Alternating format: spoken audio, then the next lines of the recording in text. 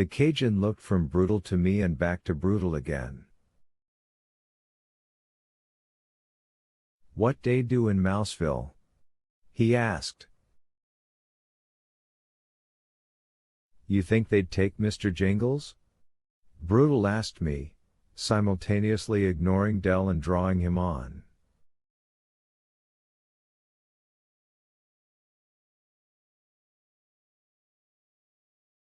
"Think he's got the stuff, Paul?" I tried to appear considering. "You know," I said, "the more I think of it, the more it seems like a brilliant idea."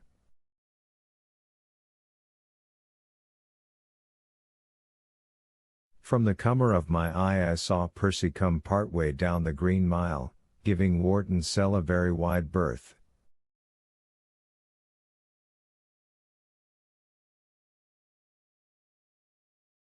He stood with one shoulder leaning against an empty cell, listening with a small, contemptuous smile on his lips.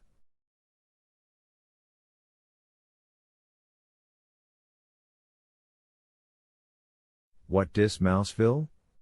Dell asked, now frantic to know.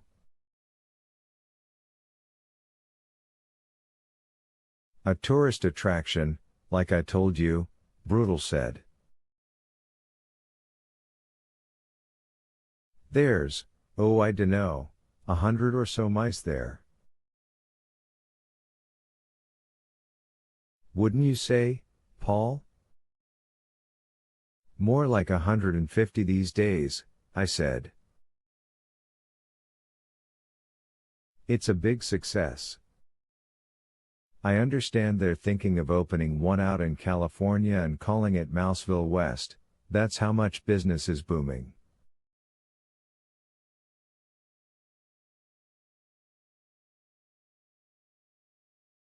"Trained mice are the coming thing with the smart set, I guess. I don't understand it, myself."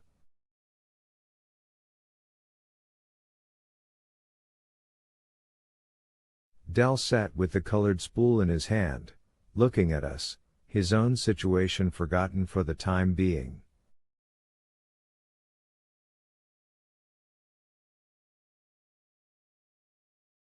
"They only take the smartest mice," Brutal cautioned, "the ones that can do tricks."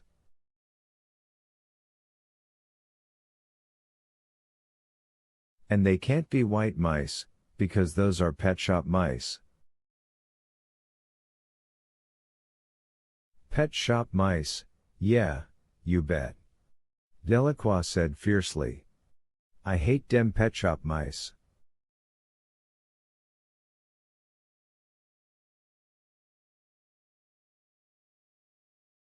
"And what they got," Brutal said, his eyes distant now as he imagined it, "is this tent you go into."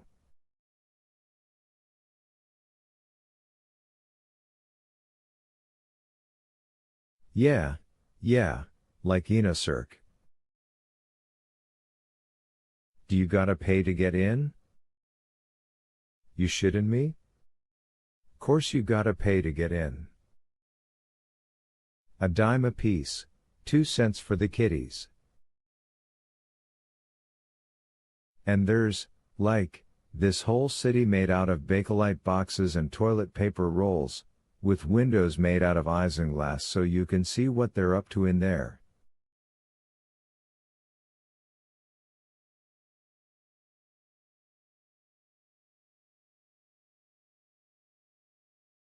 Yeah. Delacroix was in ecstasy now. Then he turned to me. "What ivy glass?" "Like on the front of a stove, where you can see in," I said. "Oh sure. Dat shit." He cranked his hand at Brutal, wanting him to go on, and Mr. Jingles's little oil drop eyes practically spun in their sockets, trying to keep that spool in view.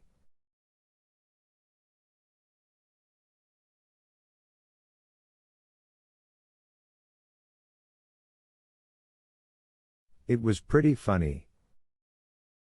Percy came a little closer, as if wanting to get a better look, and I saw John Coffey frowning at him, but I was too wrapped up in Brutal's fantasy to pay much attention.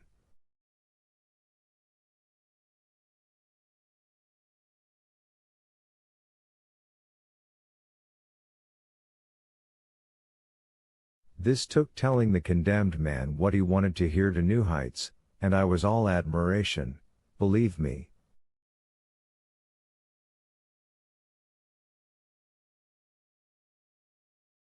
Well, Brutal said, there's the Mouse City, but what the kids really like is the Mouseville All-Star Circus, where there's mice that swing on trapezes, and mice that roll these little barrels, and mice that stack coins.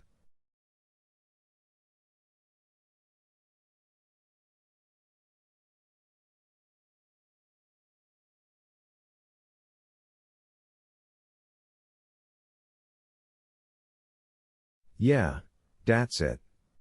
That's the place for Mr. Jingles. Delacroix said.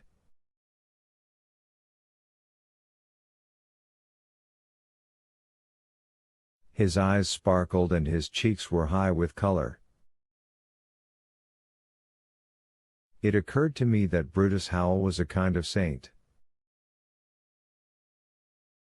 You gonna be a circus mouse after all, Mr. Jingles? Gonna live in a mouse city down Florida. All ivy glass windows. Hurrah! He threw the spool extra hard. It hit low on the wall, took a crazy bounce, and squirted out between the bars of his cell door and onto the mile.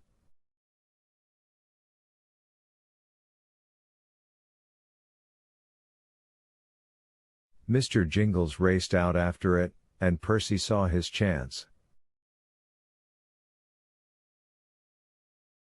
No, you fool! Brutal yelled, but Percy paid no attention.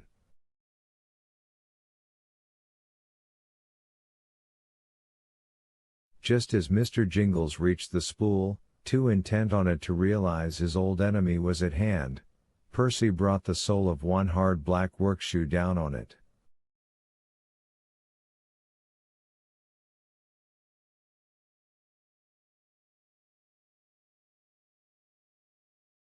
There was an audible snap as Mr. Jingles's back broke, and blood gushed from his mouth.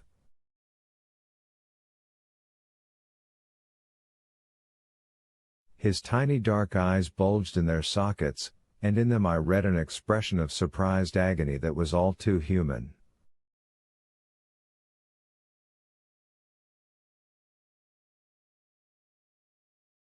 Delacroix screamed with horror and grief. He threw himself at the door of his cell and thrust his arms out between the bars, reaching as far as he could, crying the mouse's name over and over.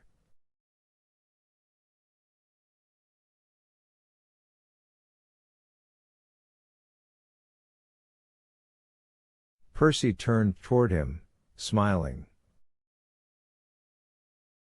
Toward the three of us. There, he said. I knew I'd get him, sooner or later. Just a matter of time, really.